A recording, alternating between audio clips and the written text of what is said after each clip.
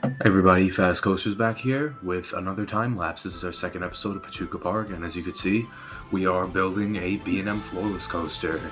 I want to do something different from the GCI. This one's going to be a lot faster, a lot more pre-made elements. Usually with the looping coasters, I like to do the pre-made elements. I'm not really good at making a custom loop. I could do a dive loop, as you'll see here, and trying to work on my zero-G rolls, but like cobra rolls, corkscrews, and loops, I'm not very good at those ones. So I usually just use the pre-made elements. But I hope you guys are having a good week. I am. It's very cold here, so I'm building a planet coaster. And as you can see with this lift hill, I had a bit of a scare. I thought this was also broken with the motor on the top, but no, that one's good. Our GCI still has no lift hill supports, so that's wonderful. This coaster is going to be mostly inspired by Medusa at Six Flags Great Adventures, the coaster that got me into coasters. So it's usually the standard when I usually go for a B&M Floorless. I don't really like the look of the pre-made dive loop. I think it snaps into it way too fast. So I usually just like making my own, and it usually turns out really good, and it did here. So I think it's a lot easier to make pre-made elements with Planet Coaster 2 because the smoothing, it keeps the shaping of your element a lot more than the old one did. And even if it doesn't, you could go back and change the smooth intensity, and it won't change the shaping of your element. So if you're on 5 and it changes it, then you can put it back to 1 and it'll be fine.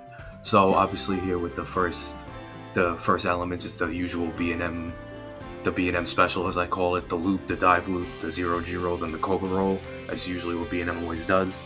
And then usually they go right into the corkscrew or helix. I wanted to do a loop here, kind of like what Montu does at Busch Gardens Tampa.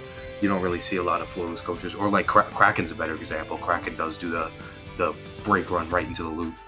So I wanted to do like a tiny loop, and then I wanted to go into those typical interlocking corkscrews, as you can see here, and I wanted to do a more unique way to get to the other corkscrew. So I did something like what Green Lantern used to do at Six Flags Great Adventure. It kind of does like this turn around its dive loop, except here it does the cobra roll, but it kind of does this weird transition around its dive loop to get to the next corkscrew. So I want to do something like that, and then obviously once I finish the last element, I go to the brake run, usually, so I line it up correctly, because it never looks good when you don't line it up correctly. So my recommendation always, when you know you're about to finish, start from the brake run, and then connect that up with the rest of the layout. So this is the layout test, making sure it goes through all the elements.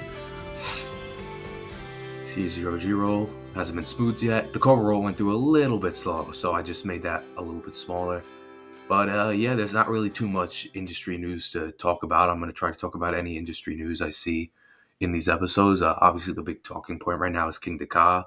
A lot of people think it's not going to go, but obviously Green Lantern and Twister have had removal permits, so I think it's inevitable for King Ka to go, unfortunately. I hope people are right and it does get renovated, but it's not looking good at all for the King of the Coasters, which is really sad because it really is a unique experience, because Top Thrill Dragster, that's gone. Top Thrill 2 now, you don't really go from 0 to 120 from a dead stop. This is the only coaster in the world that really went from a dead stop all the way up to 120. Falcon's Flight isn't going to do that. It's going to be a lot faster, but it's going to have some speed going into it already. But yeah, it's just really sad, and I hope the park can rebound in a couple years with some new great additions for both of the coasters that they removed. So yeah, back to our floorless. It's mostly all smoother now, and then I'm going to go through with the block sections. Going to be on 3 trains because it's got a mid-course. Usually the B&Ms are on 3 trains unless the park, like your Green Lantern, you get rid of the 3rd train, but never really needed that. So do the layout, make sure everything's smooth. Usually I have to make little adjustments with Planet Coaster 1. This one I barely have to. The zero-G roll isn't that great. It's not one of my best. But it does the job. I want to work on more like snappy. If I want it to be snappy, I usually just make it myself. As you can see here, we're gonna put in some flat rides right in front of the park. I want you to walk in, and then you hit flat rides as soon as you come in. There's gonna be shops here, obviously. If you see like an open space left here, a shop or a facility is probably gonna go there. So like to the right of this, I leave that open. That's gonna be there. So we're gonna put in the new flat ride, the Monsoon Shoots, the Zamperla Big Waves. And I haven't really seen this at a park, but I know they're probably going to put it in somewhere. I thought it was going to come to Luna Park in New York, but I still haven't seen it go up. But if it does go there, I'll be sure to check it out if I ever get down there again. It's not one of my favorite parks. It's okay. Most of the rides are terrible at Luna Park, except for the Cyclone.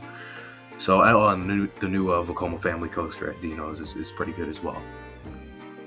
Now I'm working on the pathways, which they're a little bit finicky, but I'm starting to get used to them now. And you could see little shots of the entranceway, that fancy entrance I was telling you about with the clock tower look. In a future video, I'll be able to give you a much better look at that, mostly with a cinematic shot. But this episode, I was mostly trying to focus on the B&M Floorless coaster we have here.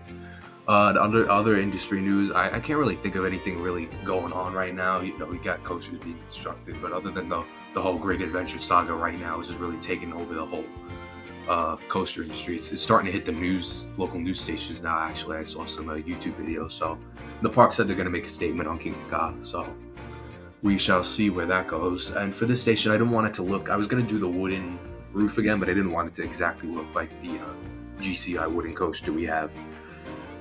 So I always put these little small barriers because I think it looks really unrealistic, because then you just fall right off the station. we don't want our guests to fall off the station, but at this point I'm shocked it's not even a bug. But oh yeah, speaking of bugs, we have a new December update coming to Planet Coaster 2. We got glass pieces coming in. We have separate load and unload stations. The guest cap is no longer going to be 6,000. You could edit that on PC. And I believe the flume physics, which I'm not really too big about. It's whatever for me. But this archway, that's one thing from Planet Coaster 1 that I missed. There was a lot more custom archway pieces that you can use if you wanted a quick archway. And this floorless coaster is going to need a name, so please leave in the comments the name for this floorless coaster if you have any ideas. If not, that's fine, but I would really appreciate it, because I'm not really good with naming rides. And again, we're going to have the wait time sign. This one's going to be a little bit longer than the GCI. I didn't really do signs for the flat rides. For the monsoon chute, you will see that I did do a custom sign for that one. I think it looks really cool with the rock. I used the custom lettering instead of a custom sign. Just painting up the area here so it looks a little bit more realistic. We're going to put it's got a more of a tropical feel, this front part of the park, and then to the right you'll have the more foresty feel.